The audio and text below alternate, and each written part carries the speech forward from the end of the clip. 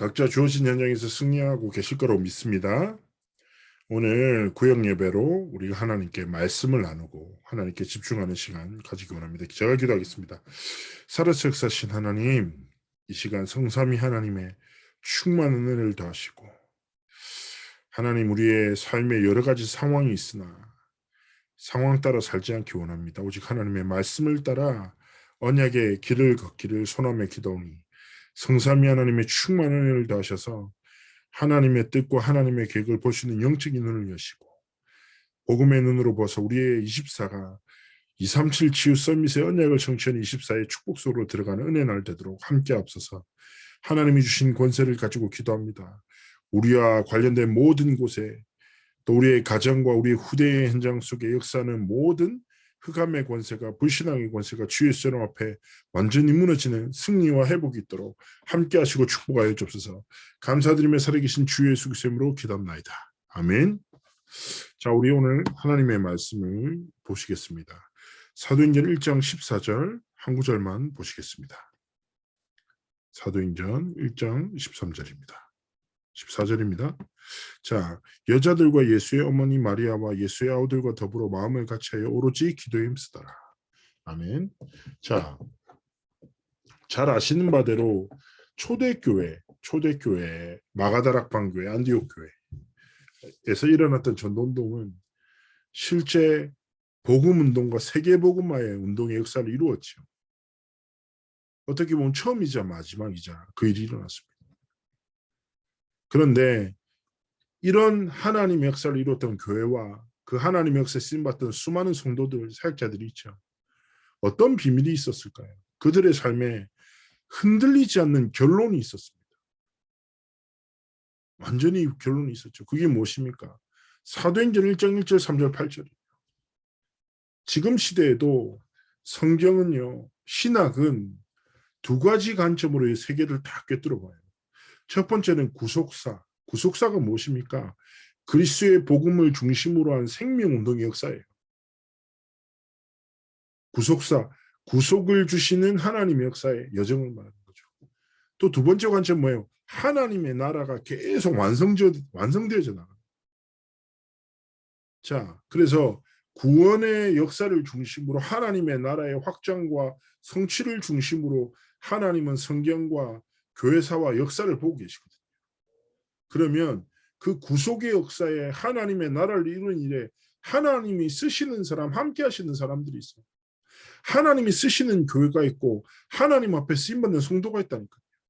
하나님이 그들에게 무엇으로 역사하신다고요? 성령의 권능으로 역사하신다. 지금 시대가 혼란의 때지요.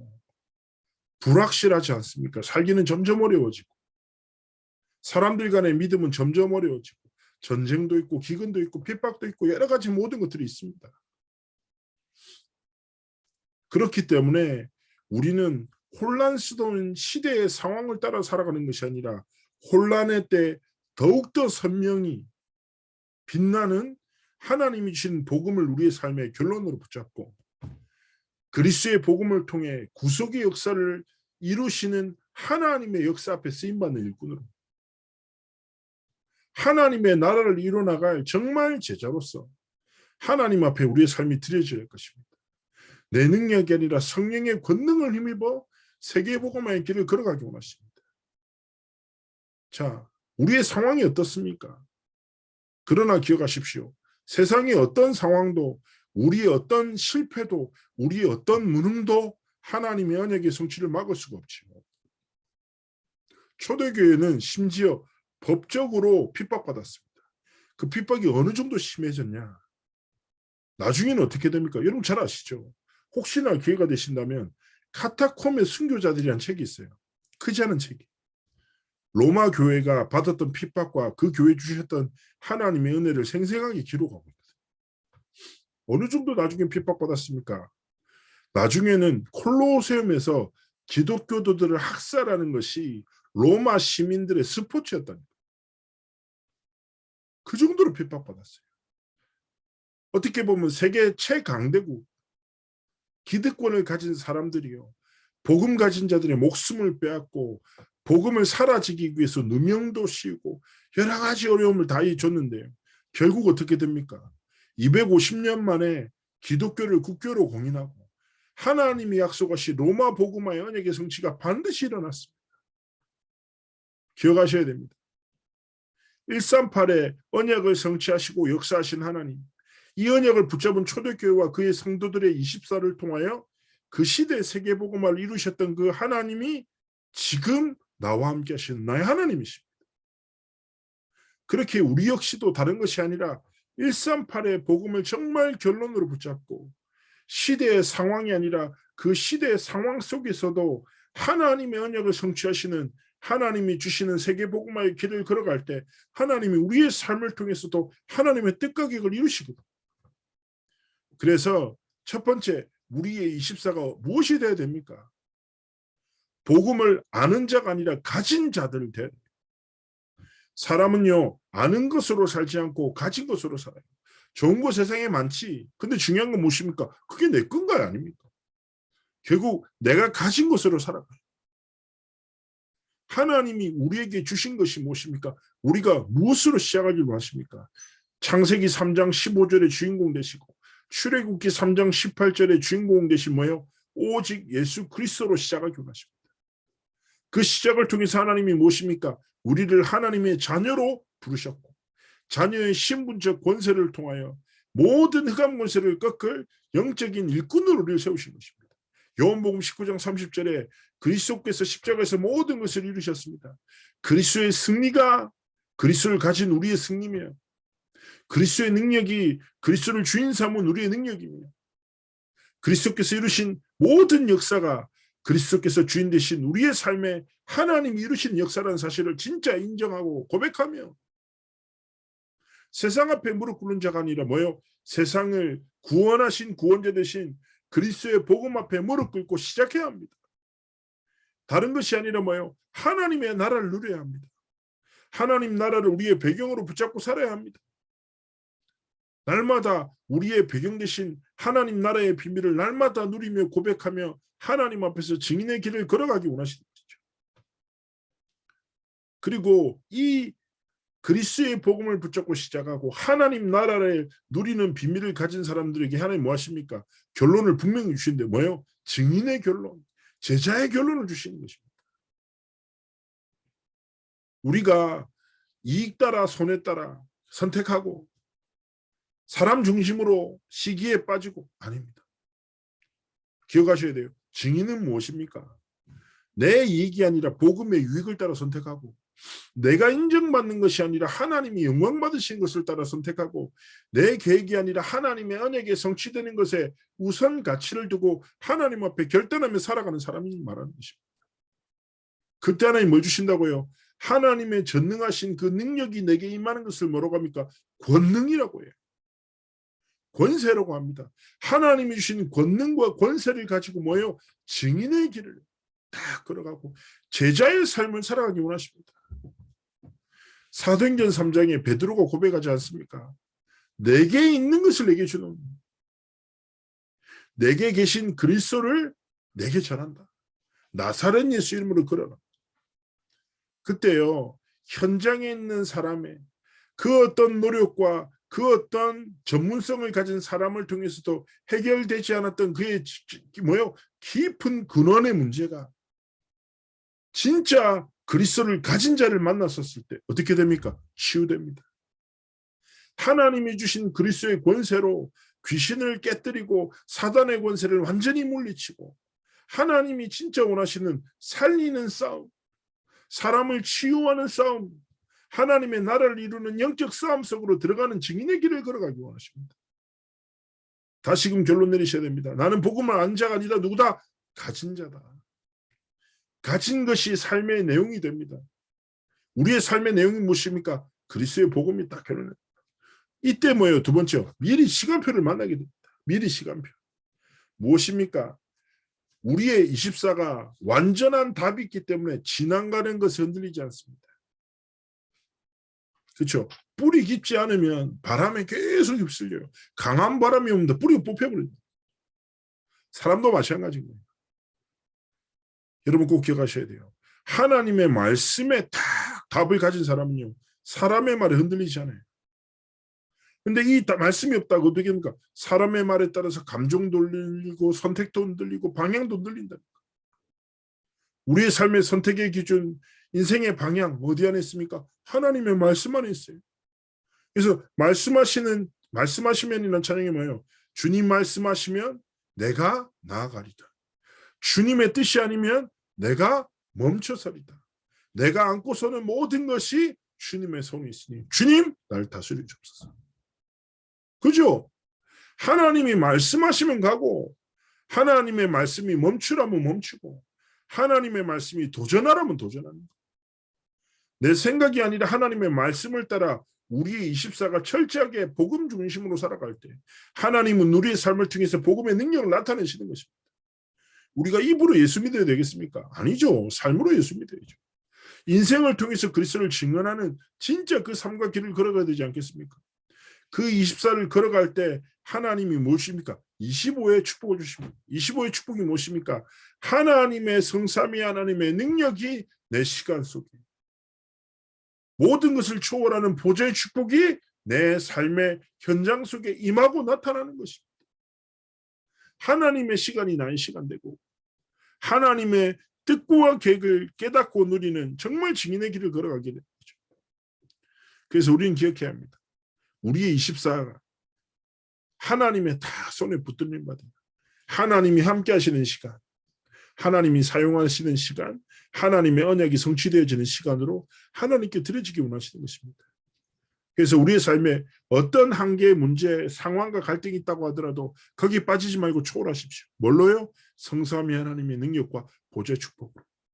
하나님 한 번뿐인 인생, 문제 따라 살고 갈등 따라 살고 사람 따라 살아가는 것이 아니라 오직 주의 말씀을 따라 하나님의 이유를 나의 이유로, 하나님의 손을 나의 손으로, 하나님의 뜻과 계획을 내 삶의 뜻과 계획으로 정말 붙잡고 하나님 앞에서 내 인생의 여정을 드리기 원합니다. 하나님 성령으로 충만케 내게 역사해달라. 정말 기도하며 우리의 삶의 길을 걸어가기 원하시는 것입니다. 그때 우리의 삶은 어떻습니까? 영원의 응답을 누리게 되죠. 로마서 16장 25절 27절입니다. 영원한 것으로 영세전부터 있었던 것이 영원까지 임한다. 무슨 말입니까? 하나님의 능력이 하나님의 전능하신 그 하나님의 능력이 우리의 삶에 임하고 하나님의 능력이 성취되는 거죠. 인생이 가장 복된 것이 무엇이겠습니까? 저는 확신합니다. 하나님 앞에 쓰임받는 것. 이것보다 복된 건 없어요. 가장 가치 있는 게 뭐예요? 하나님이 쓰시는 삶을 살아가는 것. 그런데 하나님 누구를 쓰시겠냐고요. 지나가고 썩어지고 사라질 세상의 것에 사로잡힌 사람 말고 영원한 것을 위해 살아가는 사람. 영원한 것을 붙잡고 영원한 것을 꿈꾸며 영원한 것을 남기는 그런 삶에 하나님 역사가 계시겠죠. 그러면 세상 가운데 영원한 것이 어디 있습니까? 오직 하나님의 것. 하나님의 말씀이 영원하고 우리에게 전해진 복음만이 영원하다고 베드로전서 1장 25절에 분명히 말씀하고 있습니다. 그렇게 오늘 삶을 살아감에 있어서 지나가고 썩어지고 사라질 상황과 사람과 갈등과 문제 갇히지 말고 영원한 복음, 영원한 말씀을 딱 붙잡고 하나님의 영광 나타나도록 믿음으로 도전하기 원하시는 것입니다. 이때 하나님은요, 참된 교회 축복을 누리게 하시죠. 첫 번째 무엇입니까? 5가지 시간표예요. 오순절날이 이 이름에 그때 이 날의 날마다 이런 말이 계속 나옵니다. 무슨 말입니까? 나는 오늘 살아가는데 오늘 하나님의 그 날이 그때가 하나님이 나의 삶의 날마다 모여 역사하시는 그 증거가 일어나는 거예요. 인생의 가장 중요한 축복이 뭐예요? 좋은 시간표를 만나는 거죠. 그렇지 않습니까? 하나님의 시간표가 내 삶에, 내 오늘에. 하나님 언약을 성취하는 시간표가 뭐예요? 내 만남 속에. 그리고 두 번째 뭐예요? 하나님이 문을 여시는 거예요. 5가지 문을. 하나님이 문을 여세요. 어떤 사람이 이렇게 얘기하더라고요. 내가 어떻게 저 사람을 만나서 이렇게 문제가 왔지? 어떻게 이런 일이 내 삶에 일어났지? 막 그렇게 얘기하십니다. 그러나 중요한 것이 무엇입니까?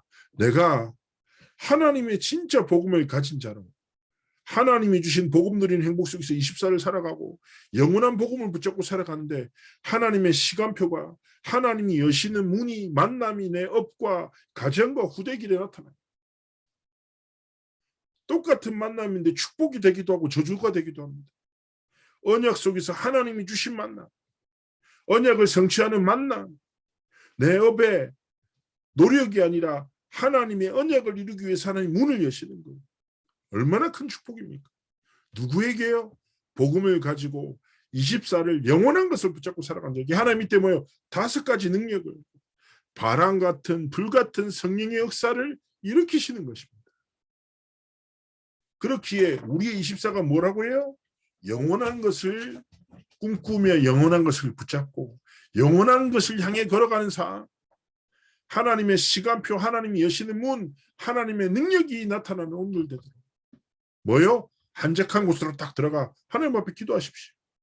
하나님, 그리스도 하나님 나라 성령 충만함으로만 살아가게 하옵소서. 상황 따라 살지 않고 언약 따라 살아가도록 축복하옵소서. 복음을 아는 자가 아니라 가진 자 되게 하시고 복음을 누리고 복음이 내 삶의 결론이 되게 하시고 내 24 속에 하나님의 시간이 하나님의 영원한 응답이 임하고 나타나는 증거를 허락하옵소서. 하나님 나의 오늘의 삶 속에 하나님의 시간표가 하나님이 여시는 문이 하나님의 능력이 나타나는 은혜와 증거를 허락하여 주옵소서. 하나님 내게 성령의 충만함을 허락하옵소서. 이 다 결론을 가지고 뭐예요? 깊은 기도 속으로 하나님 앞에서 삶의 증을 걸어가시기를 주의 이름으로 축복합니다. 결론으로 말씀을 마무리하고자 합니다. 우리 귀한 21교구 성도님들 기억하십시오. 내가 누구입니까? 눈을 감고 나라는 사람의 정의 딱 생각해 봅시다. 그런데 많은 사람들이 자신의 정체성을 어디서 찾아요? 세상의 기준과 사람의 시선에서 나를 정의해요. 세상에서 전한 암묵적인 기준들이 있죠.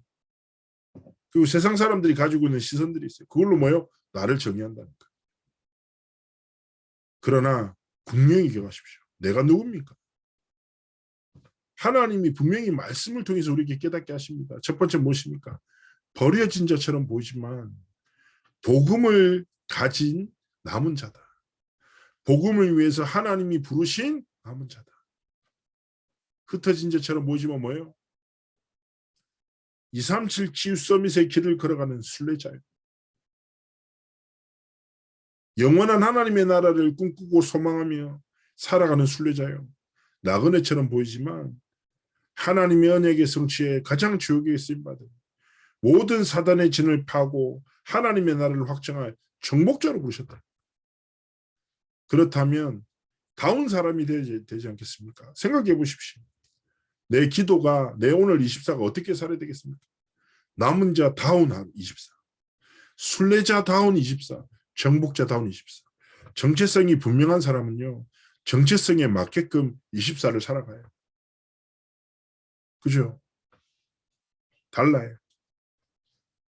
24시간의 농도가 달라요. 하나님 앞에서 뭐예요? 진짜 붙잡고 그렇습니다. 하나님, 내가 남은 자 24, 순례자 24, 정복자 24를 통해 나 24가 초대교회 138 언약을 해보겠다는 그 역사처럼 하나님의 역사 앞에 가장 중요하게 쓰임받는 증인의 길을 걸어가도록 축복해달라고 우리 그렇게 기도하면서 승리하시길 주시면 축복합니다. 제가 한번 기도하겠습니다. 살아서 역사하신 하나님 21교구 모든 사역자들에게 성삼위 하나님의 충만한 은혜를 다하셔서 우리 24가 하나님의 나라, 하나님의 뜻, 그리스도의 복음, 성령 충만의 24되요. 영원한 하나님의 언약을 이루고 진짜 하나님이 원하시는 권세를 통하여 현장의 사단의 진을 파하며 남은 자요, 순례자요, 정복자의 길을 걸어가는 삶과 길이 되도록 함께 하시고 축복하옵소서. 감사드리며 살아계신 주 예수 그리스도의 이름으로 기도합나이다. 아멘. 감사합니다. 승리하십시오. 다음 주에 뵙겠습니다.